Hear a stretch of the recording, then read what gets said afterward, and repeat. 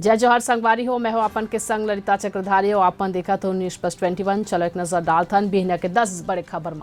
मुख्यमंत्री विष्णुदेव साय के सुरक्षा में बड़का चूक, पिस्टल लेके मुख्यमंत्री आवास पहुंचे शख्स। छत्तीसगढ़ में 2 मार्च के फेर बारिश के चेतावनी। कोरिया, पेंड्रा, मुंगेली और कबीरधाम में गरज चमक के संग पड़ सकत है बौछार। सीजीपीएससी में बदलाव घोषणा, सुधार आयोग के होही गठन। छत्तीसगढ़ में आई पेपर, यूपीएससी के तर्ज में हुई परीक्षा। श्री रामलला दर्शन बार अयोध्या धाम जाही। धमतरी जिला के 133 यात्री लॉटरी के माध्यम ले करे गए चयन।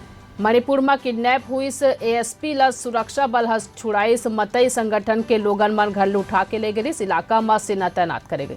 राष्ट्रपति द्रौपदी मुर्मू आज ले उड़ीसा के 4 दिन के दौरा में रही। कैम्ब्रिज यूनिवर्सिटी में आज लेक्चर दी कांग्रेस सांसद राहुल गांधी। प्रधानमंत्री मोदी आज तमिलनाडु में 17,300 करोड़ के परियोजना के उद्घाटन करी।